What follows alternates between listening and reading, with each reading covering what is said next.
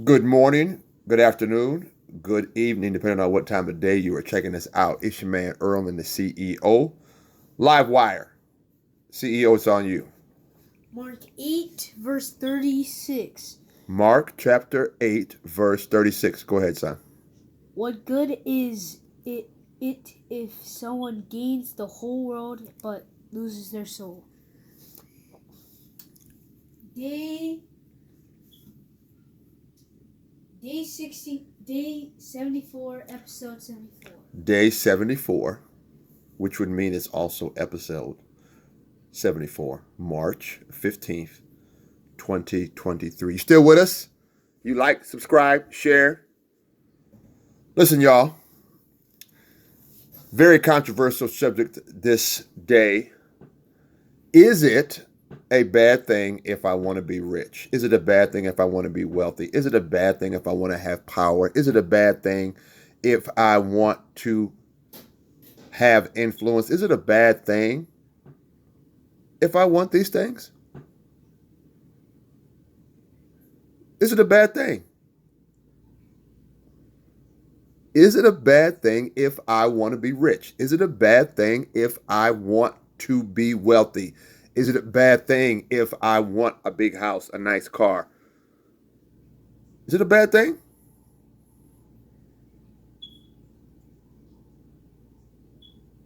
Is it a bad thing?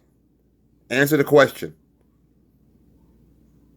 Is it a bad thing if I want to be rich? Is it a bad thing if I want to be wealthy? Is it a bad thing if I want to have power, pleasure, possessions?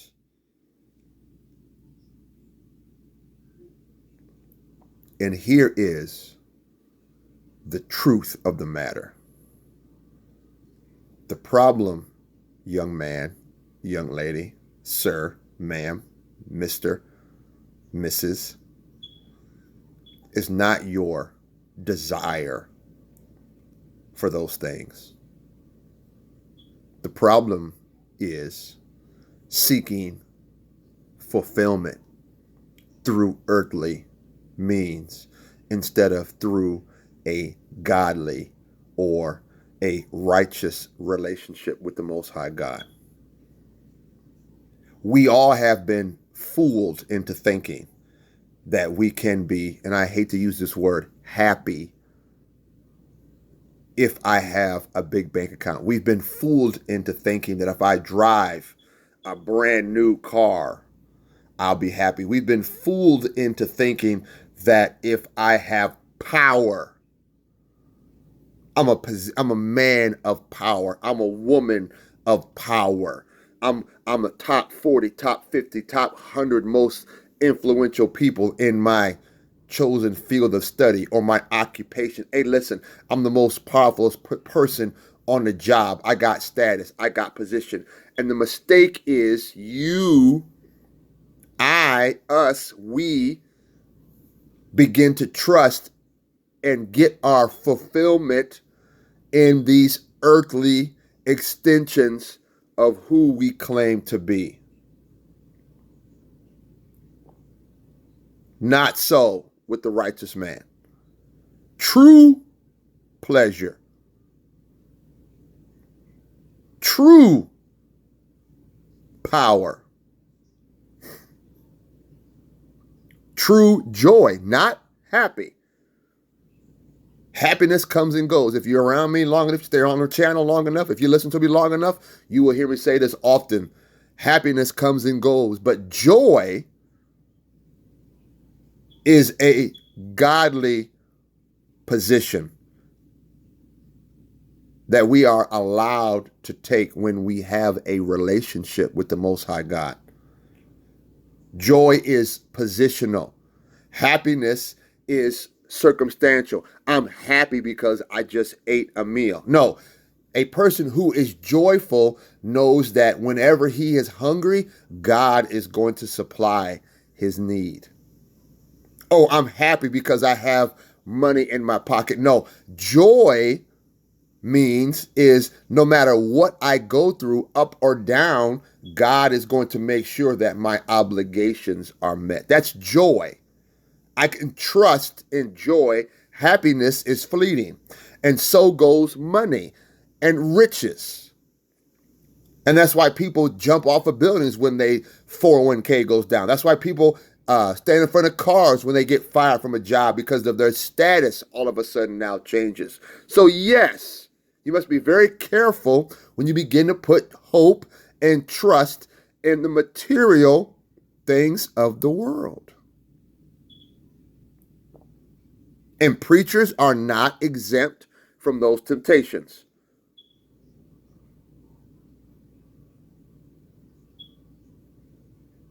The desire for pleasure, the desire for possessions, the desires for power are very fleeting.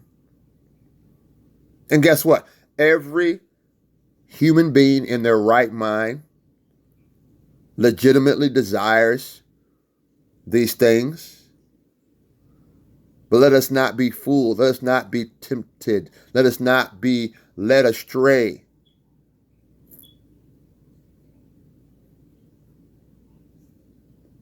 The problem is,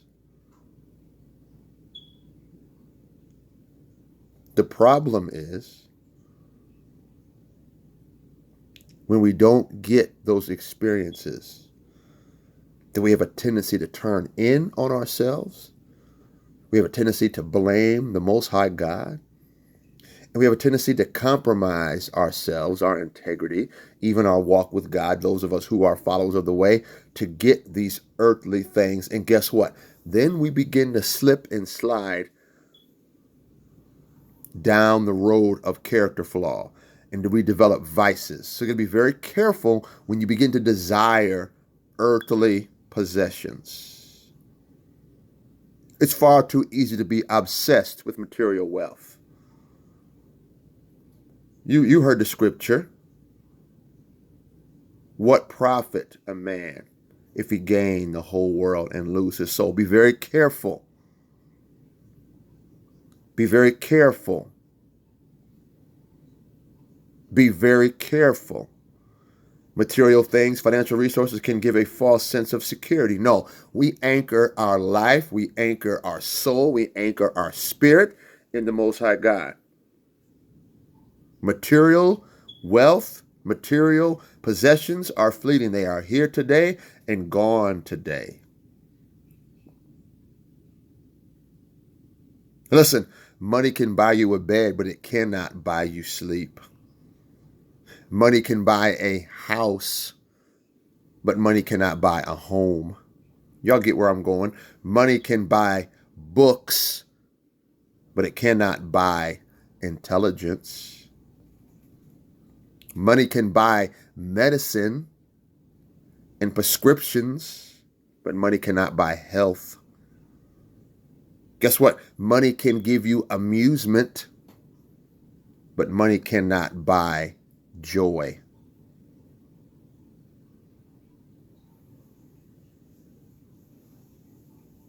You heard the story about the widow. Put the coins. Yeshua said this woman has given more than everybody.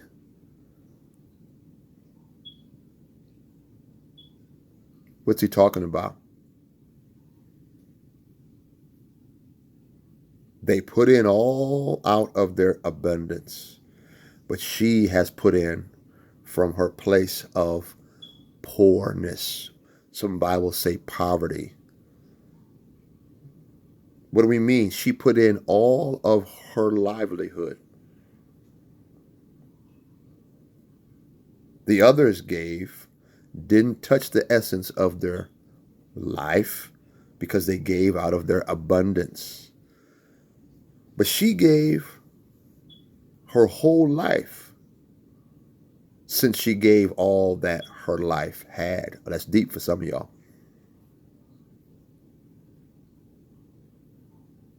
Many people can pass the test of endurance and suffering. Life gets hard. They can push through. They can endure a little pain, a little struggle. But very few people can pass the test of prosperity. You've heard the story. It's easy to give when you don't have very, very much. What happens if the Most High God were to allow you that promotion, triple your income? All of a sudden now it becomes harder and harder to give when you have more. Why? Because you have not allowed you to unplug from the statuses of the world. You got to learn to let go of the pursuit of the rat race. You remember in in the book Facing the 24 Issues of Men. You remember that book we read, first book of the year.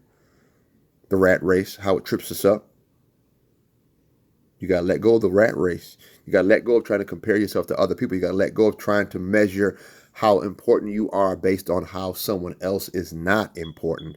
And we do that in all areas of our life, especially the financial.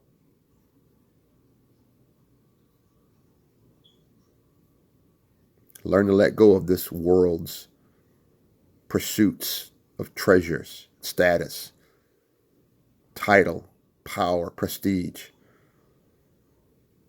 and learn to exchange the pursuit of material for the pursuit of the presence of God. Brother Earl, what does that have to do with financial literacy? I'm glad you asked. The earth is the Lord's and the fullness thereof. He owns everything, y'all.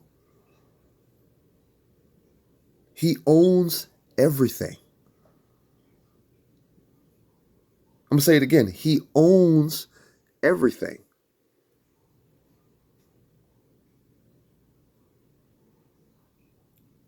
Stop chasing something when your Father already owns it. And if you really, really, really want something of that magnitude, get your mind, get your heart, get your spirit prepared to receive. Because guess what? Why would he give you that if your heart is not right with him? Why would he allow you to get to six figures if your heart is not right with him? Now, am I saying that everybody who makes six figures has a right heart? No, I'm talking to you though. That's who I'm talking to.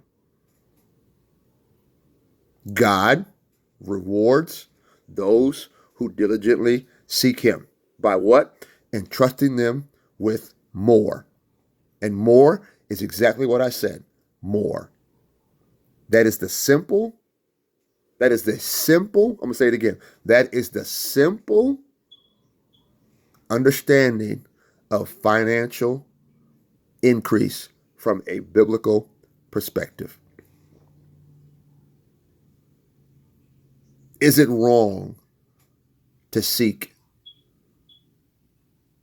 riches and wealth?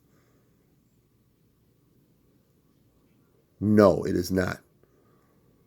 What is wrong and incorrect is when you want to find your comfort and your pleasure and your peace in something that is temporal.